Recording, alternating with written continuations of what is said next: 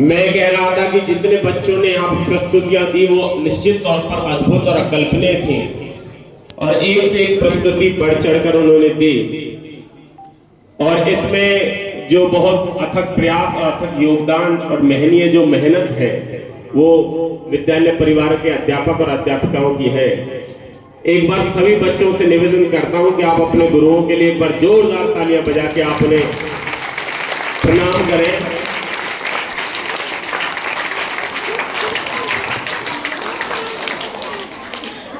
मैं एक बात मुख्य तौर पर कहना चाहता हूं, जीवन में एजुकेशन का बहुत महत्व है, शिक्षा का बड़ा महत्व है।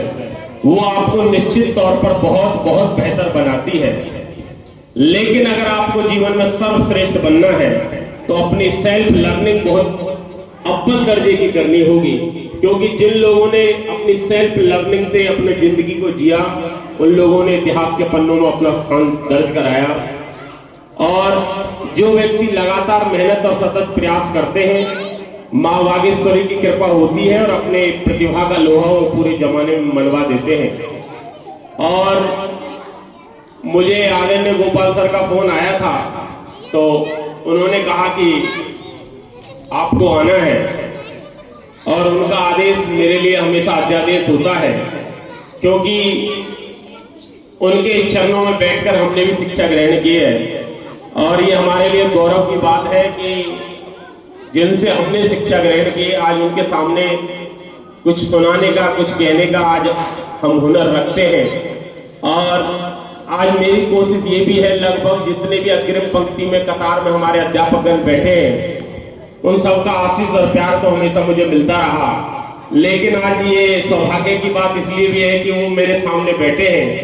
पूरे देश में हिंदी कवि सम्मेलनों की यात्राएं मैंने की और तमाम बड़े से बड़े लिफाफे मुझे हासिल हुए, लेकिन आज जो अपने गुरुओं के सामने बैठकर जो खुशी मैं महसूस कर रहा हूँ वो मुझे 1000 मंच करने के बाद भी नहीं हुई। इसीलिए मैं आप सभी को कोटि कोटि प्रणाम करते हुए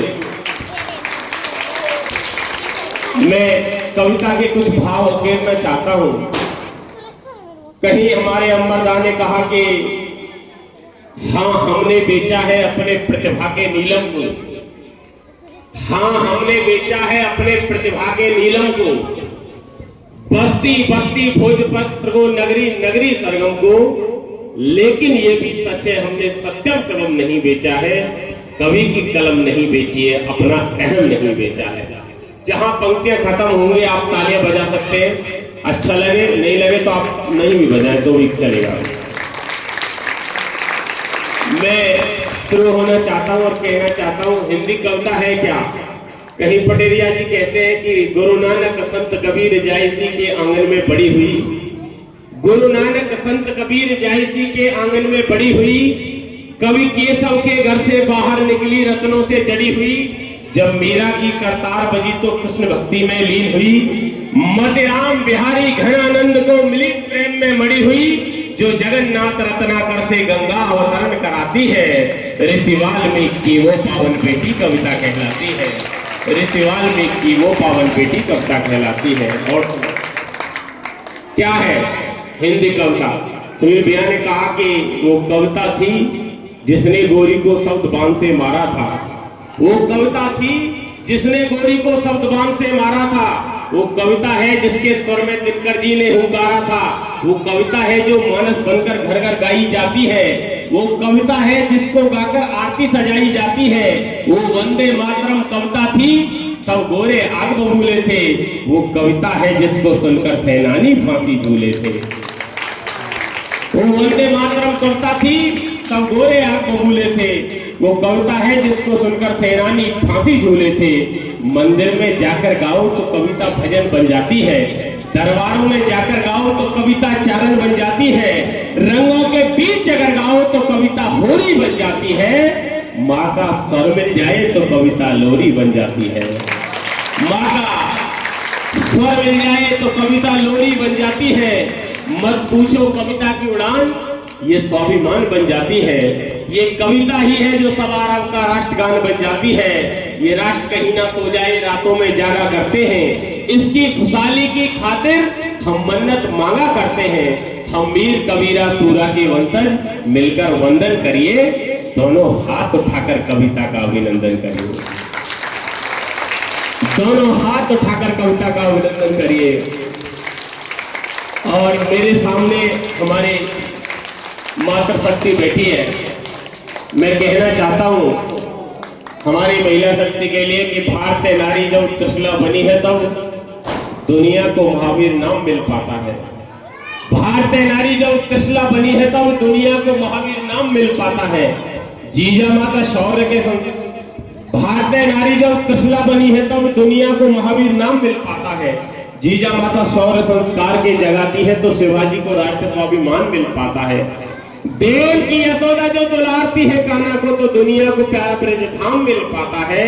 केकई कौशल्या जब तपती है तपस्या में तो दुनिया को पूजने को राम मिल पाता है, दुनिया को पूजने को राम मिल पाता है। और सुनना, कवि सम्मेलन एक पक्ष नहीं दो पक्ष संवाद है। जो बात हम आप तक कह रहे हैं वो बात आप तक पहुंच रही है तो आपको तालियां बजा के मुझे सूचित करिएगा। कहीं बैरागीदार ने कहा कि आज मैंने सूर्य से बस जरा सा यूं कहा, आपके साम्राज्य में इतना अंधेरा क्यों रहा, तम तमाकर वो दहाड़ा मैं अकेला क्या करूं, तुम निकम्मों के लिए मैं ही भला कब तक मरूं। आकाश की आराधना के चक्करों में मत पड़ो, संग्राम ये घनघोर है, कुछ मैं लड़ूं कुछ तुम लड़ो।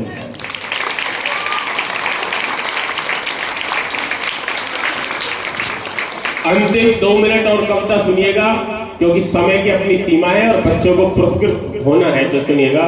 मैं 2-3 बंद और सुना देता हूं आपको और कहना चाहता हूं, आप जो बच्चे आपकी जो ऊर्जा आज मैंने देखी, अगर आपने भविष्य में सतत अपने लक्ष्य को साधना शुरू किया तो आप जीवन के उस मुकाम में पहुंच जाओगे जहां पहुंचना चाहते हो।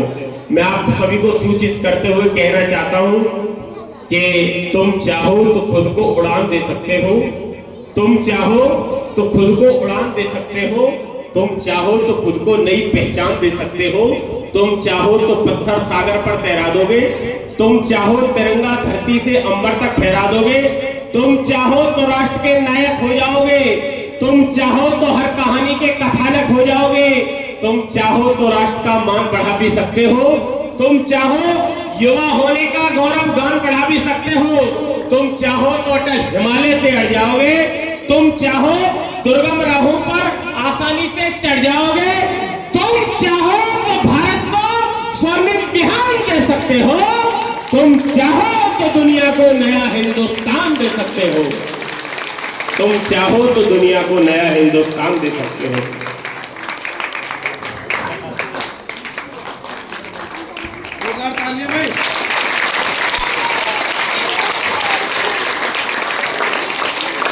हम होठों पे मुस्कान लिए फिरते हैं, हम होठों पे मुस्कान लिए फिरते हैं और बुजुर्गों के लिए सम्मान लिए फिरते हैं। जब से मैंने देश की चंदन माटी चूमी है तब से हम दिल में हिंदुस्तान लिए फिरते हैं।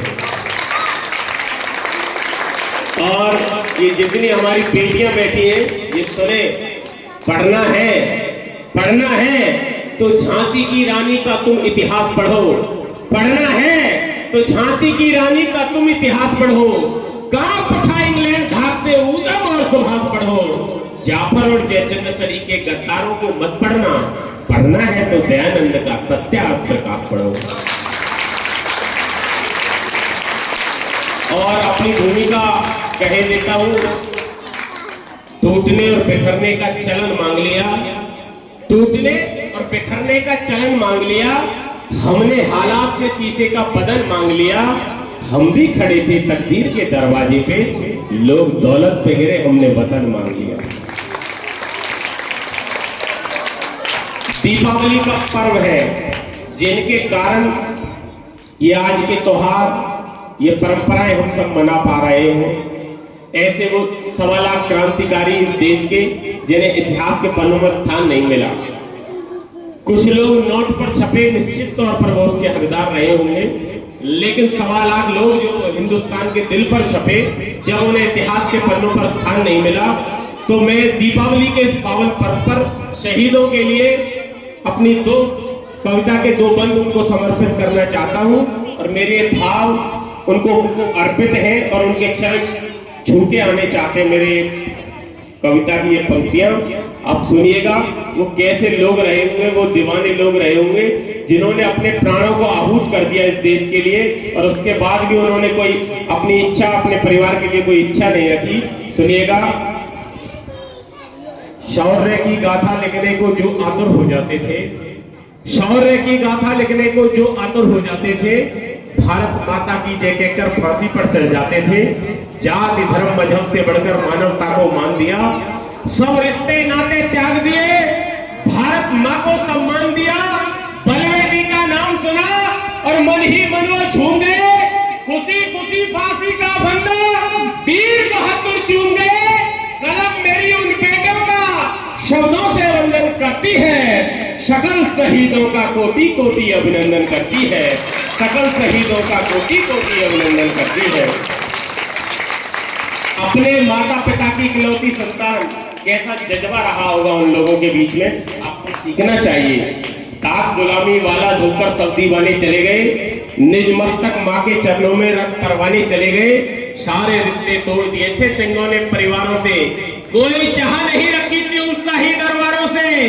गोरे शासन को अंदर तक हुंकारों से हिला दिया, जो भी उससे टकराया था उसको मिट्टी में मिला दिया। बूंद रक्त की जब गिरती है रज को चंदन करती है, कलम मेरी उन बेटों का पल पल अभिनंदन करती है, कलम मेरी उन बेटों का पल पल अभिनंदन करती है। और अंतिम अंत सुनिएगा। हमारे लिए देश से बढ़कर कुछ नहीं, राष्ट्र समर्पण से बढ़कर कोई मान नहीं हो सकता है। जिए राष्ट्र की खातिर, इससे बढ़कर अभिमान नहीं हो सकता है। राष्ट्र अस्मिता के ऊपर जब संकट गहराएंगे, देश में हम चहुओर तिरंगा फहराएंगे।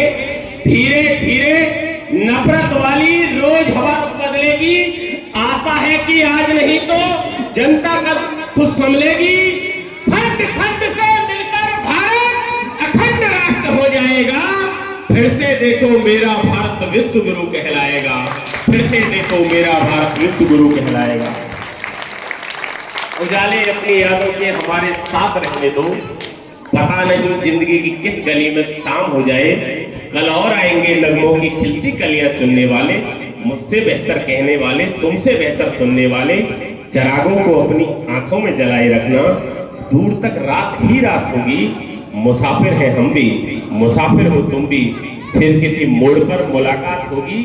और अंतिम अपना पता देते हुए जाना चाहता हूँ। शव शहंशाह जब अपनी अपनी कब्रों में बैठे होंगे, हम समय सिंधु के अंतर में गहरे पानी बैठे होंगे। जब इस दुनिया में सुल्तानों के नामो निशा नहीं होंगे, हम घर घर बंद किताबों में अक्षर बंद कर